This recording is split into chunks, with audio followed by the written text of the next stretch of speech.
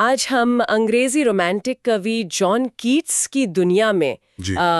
गहराई से उतर रहे हैं। जी। हमारे पास उनके जीवन और उनकी कुछ सबसे मशहूर कविताओं से जुड़े स्रोत हैं, तो देखते हैं क्या खास था उनके काम में। बिल्कुल, कीट्स का जीवन जैसा आपने कहा छोटा था, मतलब सिर्फ 25 साल, पर बेहद प्रभावशाली। हाँ, हमारा मकसद है उनके जीवन की कुछ झलकियां देखना, उनकी खास कविताएं और उनमें जो विषय बार बार आते हैं, जैसे सुंदरता, प्यार और वो नश्वरता का भाव। नश्वरता मतलब हर चीज का खत्म हो जाना, हाँ बिल्कुल। उनको समझना। उनका जन्म 1795 में हुआ और 1821 में बहुत दुखद अंत हुआ। काफी मुश्किलें भी रहीं। जी। पिता जल्दी गुजर गए, माँ भी चली गईं। और फिर उन्हें वो कंजम्पशन हो गया था। हाँ, तपे देख, उस जमाने की जानलेवा बीमारी थी वो। बिल्कुल। हाँ, और इसी संघर्ष के बीच आप देखिए उनकी प्रतिभा निखरी। उन्होंने पहले तो सर्जन बनने की ट्रेनिंग ली। अच्छा। हाँ, पर उनके दोस्त थे चार्ल्स काउटिन क्लॉक जैसे लोग, उन्होंने उनको लिखने के लिए क्या कहते हैं प्रोत्साहित किया। उनका पहला प्रयास था इमिटेशंस ऑफ स्पेंसर, और सोनेट भी लिखे उन्होंने काफी, करीब 61। और उनकी निजी जिंदगी में फैनी ब्राउन का भी जिक्र आता है ना? वो रिश्ता भी उतार चढ़ाव वाला रहा। हाँ, वो भी एक अहम पहलू है उनके जीवन का। चलिए अब उनकी रचनाओं पर आते हैं। एंडेमियन से शुरू करें। ये 1818 की है। काफी महत्वाकांक्षी कविता लगती है ये। हाँ बिल्कुल। एंडेमियन एक लंबी मतलब कथात्मक कविता है, कहानी कहती है। जी। ये एक यूनानी मिथक पर आधारित है। एंडेमियन के प्यार की कहानी है सिंथिया के लिए, जो चांद की देवी हैं। पर कीट्स इसे एक रूपक बना देते हैं। एक तरह से एंडेमियन कवि है और सिंथिया वो आदर्श सुंदरता है। अच्छा। जिसकी तलाश आत्मा करती है। इसकी पहली लाइन तो बहुत ही मशहूर है, a thing of beauty is a joy for ever. हाँ, ये तो सुनी है, लेकिन इसे कुछ लोग मतलब थोड़ी कच्ची रचना भी मानते हैं। इसमें गॉथिक का जिक्र आता है, वो क्या है? सही कहा, इसे थोड़ा अपरिपक्व माना जाता है। गॉथिक से मतलब है कि इसमें वो मध्ययुगीन माहौल, थोड़ा रहस्य, कभी कभी डरावनी कल्पना जो उस दौर में चलन में थी, वो चीजें हैं। ओके, पात्र उतने मजबूत नहीं है, भाषा भी कहीं कहीं थोड़ी कह सकते हैं उतनी परिपक्व नहीं है। समझ गए। तो एंडेमियन की इस शुरुआत के बाद कीट्स ने कहानी कहने की कला में और महारत हासिल की। जी। जैसे the eve of Saint Agnes जो 1820 में आई। ये तो शानदार है ना? निश्चित रूप से ये उनकी बेहतरीन कथात्मक कविताओं में गिनी जाती है। दो प्रेमी हैं, पोर्फिरो और मैडलिन। उनके भाग जाने की कहानी है, और ये सेंट एग्नेस की पूर्व संध्या से जुड़े एक पुराने मध्ययुगीन अंधविश्वास पर आधारित है। अच्छा। कविता अपनी इंद्रिय परकता मतलब सेंशुअसनेस जो महसूस हो उसके लिए जानी जाती है। सपनों जैसा माहौल है, मध्ययुगीन रंगत है। और ये स्पेंसेरियन स्टैंजा में लिखी गई है। ये क्या होता है? हाँ, स्पेंसरियन स्टैंजा एक खास तरह की काव्य संरचना है, 9 पंक्तियों की। ओके। कवि एडमंड स्पेंसर ने इसे लोकप्रिय बनाया था। इससे कविता में एक धीमा भव्य सा प्रवाह आता है। हाँ। जो the eve of Saint Agnes के माहौल के लिए बिल्कुल सही बैठता है। अच्छा, एक और बहुत अलग सी कविता है ला बेल डाम सॉम मेर्सी। ये 1819 की है। ये एक बैलेड है। जी, बैलेड यानी एक कहानी सुनाती हुई कविता। अक्सर लोकगीत जैसी शैली होती है, संवाद भी हो सकते हैं।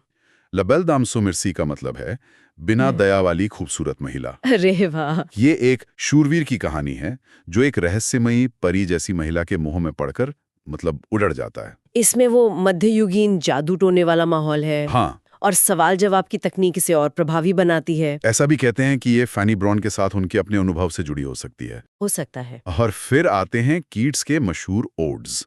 पहले तो ओड क्या होता है जरा संक्षेप में बताएं। ओड देखिए एक तरह की गीति काव्य कविता है जो आम तौर पर किसी व्यक्ति, वस्तु या विचार को संबोधित होती है। ठीक है। और अक्सर इसमें थोड़े गंभीर या ऊंचे भाव होते हैं। कीट के ओड्स तो अंग्रेजी कविता के शिखर माने जाते हैं। जैसे कि ओड टू अ नाइटिंगेल 1819 की, मुझे ये हमेशा थोड़ी उदास सी लगती है। हाँ, इसमें उदासी का गहरा पुट है, शायद इसलिए कि ये उनके भाई टॉम की मौत के बाद लिखी गई थी। अच्छा। ये एक नाइटिंगेल का गाना सुनकर शुरू होती है। कवि उस पक्षी के गीत की खुशी और जीवन के जो दुख हैं, थकान, बुखार और चिंता, उनके बीच फंसा हुआ महसूस करता है।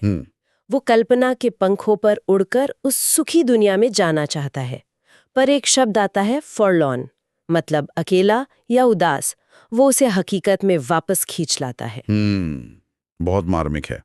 और odd on a Grecian earn, ये भी 1819 की है। ये भी उतनी ही मशहूर है। इसकी क्या खासियत है? जी, ये कविता एक पुराने यूनानी कलश, मतलब एक बर्तन या फूलदान जैसा, उस पर बनी तस्वीरों को देखकर लिखी गई है। ओके। ये कला की अमरता और इंसानी जीवन के पल भर के होने पर सोचती है। हाँ। कलश पर जो प्रेमी बने हैं वो हमेशा जवान रहेंगे, हाँ। उनका प्यार कभी खत्म नहीं होगा, जबकि असल जिंदगी तो खत्म हो जाती है। कला सुंदरता को हमेशा के लिए कैद कर लेती है। और इसकी वो आखिरी लाइनें। हाँ, वो तो अमर है।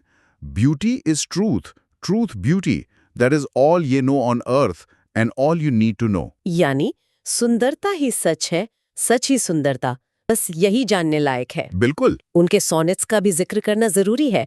सोनेट्स मतलब 14 पंक्तियों की कविता। जी हाँ। On first looking into Chapman's Homer एक मशहूर सोनेट है। उसमें वह होमर के अनुवाद को पहली बार पढ़ने का जो रोमांच है, जो खुशी है, उसे व्यक्त करते हैं। और ब्राइट स्टार्स सोनेट, उसमें फैनी ब्राउन के लिए उनका प्यार और हमेशा बने रहने की, मतलब स्थिरता की इच्छा साफ झलकती है। वो उस तारे की तरह अटल होना चाहते हैं। समझ गई। तो कुल मिलाकर अगर हम देखें, कीट्स की कविताओं में क्या मुख्य बातें उभर कर आती हैं? देखिए, सबसे पहले तो सुंदरता की खोज, चाहे वो इंद्रियों से महसूस होने वाली सुंदरता हो या कोई आदर्श, वो बहुत अहम है। हाँ। फिर जीवन और खुशी का पल भर में बीत जाने का एहसास, कला की ताकत जो चीजों को अमर बना सकती है, और प्यार और दर्द का जो गहरा रिश्ता है, और उनका हेलेनिज्म भी, मतलब प्राचीन यूनानी संस्कृति और कला के प्रति उनका गहरा लगाव, वो साफ दिखता है। तो ये कह सकते हैं कि अपने छोटे से जीवन में उन्होंने अंग्रेजी कविता पर एक बहुत ही गहरी, अमिट छाप छोड़ी। बिल्कुल। जॉन कीट्स पर हमारी ये गहन चर्चा यहीं समाप्त होती है। श्रोताओं के लिए एक विचार छोड़ते हैं। कीट्स की कविताओं में ये सुंदरता और दुख इतने जुड़े हुए क्यों लगते हैं? क्या सच्ची सुंदरता का एहसास हमेशा उसके खो जाने के डर के साथ ही आता है? इस पर सोचिए।